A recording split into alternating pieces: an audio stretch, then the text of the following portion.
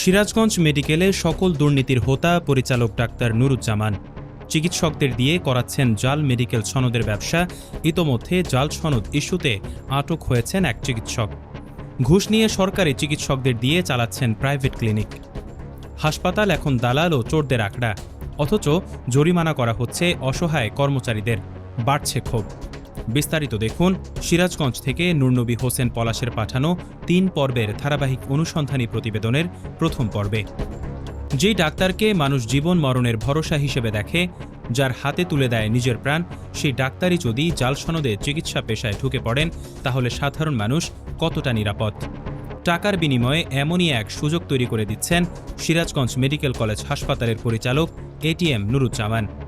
জাল সনদ প্রদান, কমিশন বাণিজ্য এবং প্রশাসনিক অনিয়মের একাধিক অভিযোগে পরিচালক এটিএম নুরুজ্জামানকে ঘিরে তীব্র আলোচনা শুরু হয়েছে। একের পর এক অভিযোগ সামনে আসায় প্রতিষ্ঠানটির সার্বিক কার্যক্রম নিয়ে প্রশ্ন তুলছেন সংশ্লিষ্টরা। সূত্র জানায়, টাকার বিনিময়ে জাল সনদ দেওয়ার একটি চক্র দীর্ঘদিন ধরে সক্রিয় ছিল হাসপাতালে।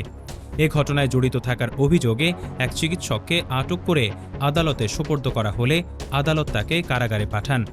তবে এই ঘটনার পেছনে আরও প্রভাবশালী মহলের সম্পৃক্ততা থাকতে পারে বলে ধারণা করছেন সংশ্লিষ্টরা। এছাড়া অভিযোগ রয়েছে, হাসপাতালের এক চিকিৎসক নিয়মিত অফিস সময়েই অন্য নিজের মালিকানাধীন হাসপাতালে রোগী দেখছেন।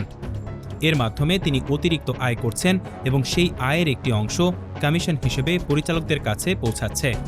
এমন অভিযোগ করেছেন একাধিক সূত্র। বিষয়টি দীর্ঘদিন ধরে চললেও কার্যকর কোনো ব্যবস্থা নেওয়া হয়নি বলে দাবি তাদের।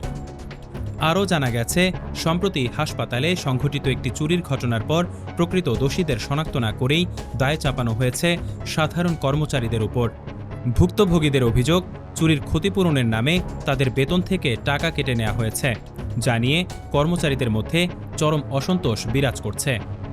অভিযোগের বিষয়ে পরিচালকের বক্তব্য জানতে একাধিকবার যোগাযোগের চেষ্টা করা হলেও তিনি সাড়া দেননি। সংশ্লিষ্টরা বলছেন, একটি গুরুত্বপূর্ণ সরকারি স্বাস্থ্য প্রতিষ্ঠানে এমন অভিযোগ জনস্বাস্থ্যের জন্য উদ্বেগজনক। তারা দ্রুত নিরপেক্ষ তদন্ত ও দোষীদের বিরুদ্ধে দৃশ্যমান ব্যবস্থা নেয়ার দাবি জানিয়েছেন। দর্শক, ধারাবাহিক অনুসন্ধানী প্রতিবেদনের পরবর্তী পর্বে থাকছে এই হাসপাতালের বিভিন্ন চলমান উন্নয়ন প্রকল্পে ডাক্তার নুরুজ্জামান কর্তৃক বিভিন্ন অনিয়ম ও দুর্নীতির তথ্য নিয়ে বিস্তারিত। চোখ রাখুন দৈনিক অগ্রযাত্রা প্রতিদিনে।